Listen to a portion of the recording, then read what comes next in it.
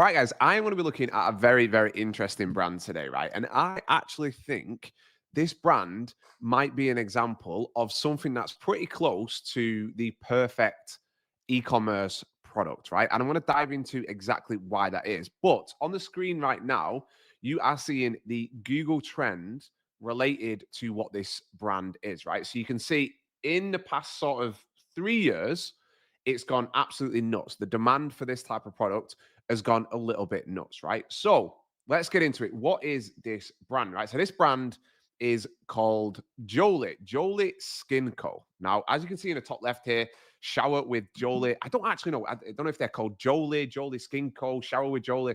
It's a little bit unclear. But this is a brand that apparently is doing almost $50 million a year.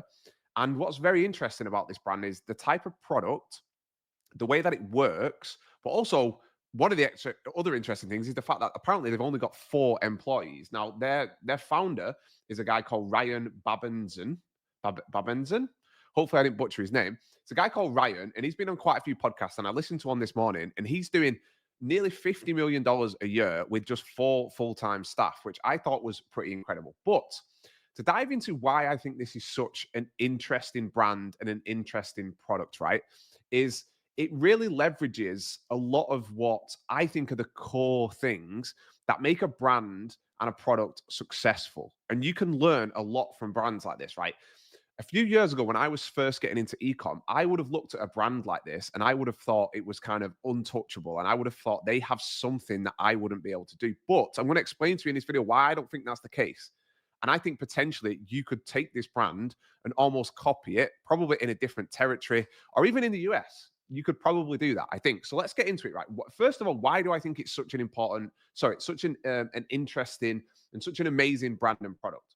There's one key reason why I think this is so interesting, right? And it's because of the type of product it is. Now, if you've watched any of my other videos on this channel, you will know that I am a massive advocate for launching subscription-based brands. We've got a community called Honest FBA, and we're teaching people to launch subscription-based brands. If you're interested in joining that, by the way, click the link in the description. We've got application forms, all of that sort of stuff. But what's interesting about this, right, is this is a product where people buy the main product, which is this shower head, this filter.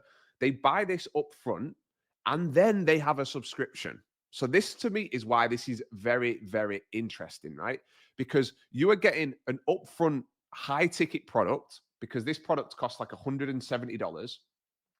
And then you're also paying a subscription. Now, they're running different deals, so I actually didn't see this, but you can get this try plus subscribe and save. So you don't pay anything. One-time shower head filter every 90 days.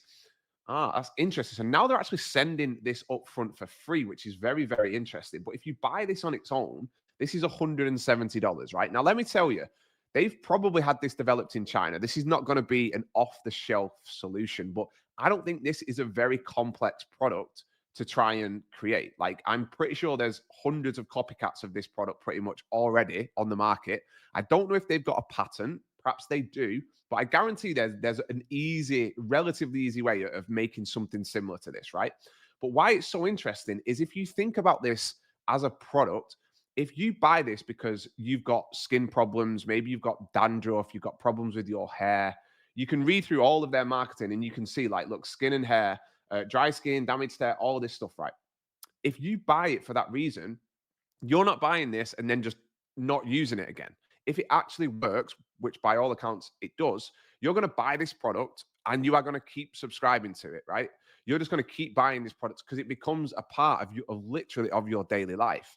Now, this for me is where these types of brands and products are very, very smart, because the reason that this guy launched this product, having listened to him, is because he worked backwards from a few key points.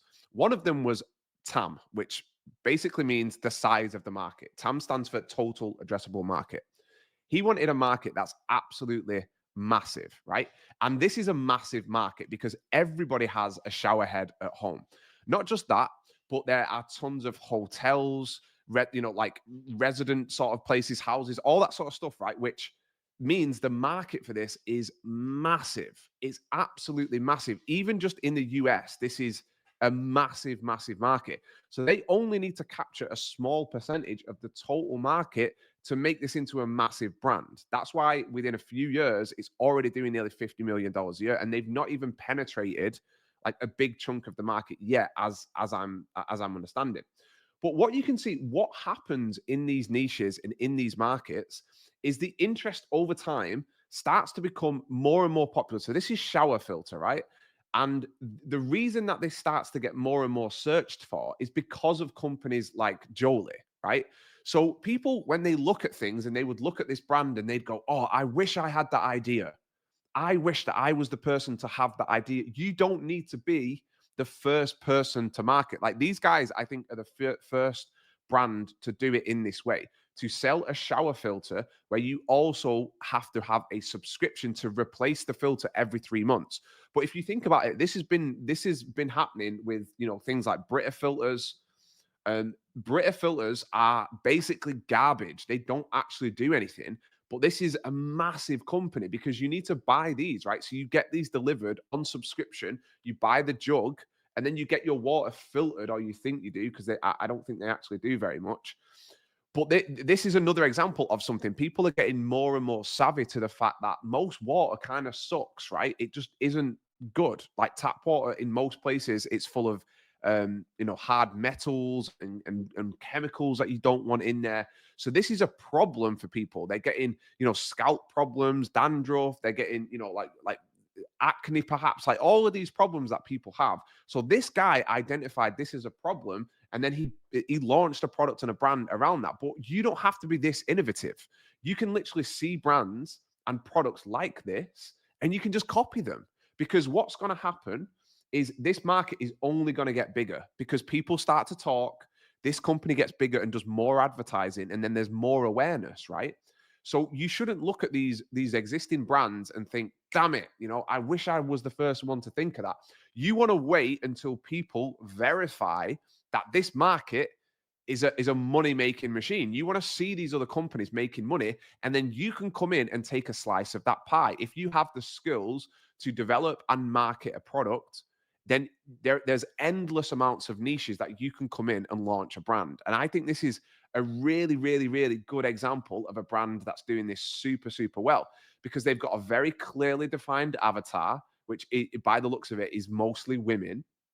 They've got a great, great model. I assume it's very high margin because if this is $170, I guarantee this is not costing them more than like $15 to make.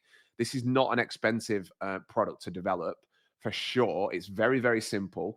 And then it's also got a subscription element. So it's got a one-time purchase element plus a subscription element. And it's incredibly sticky. And what I mean by sticky is that once people buy this type of product, they're not, if it works and they get value from it, they are going to use this product for a long time. You're not going to really go replacing your shower head every 3 months, right? But if you know this product's work and it helps you with your skin and your hair loss and all of these things that are very, very painful for women and for men, right? If it helps you with those things, then you are going to stick to this product and this brand, like for a long, long time.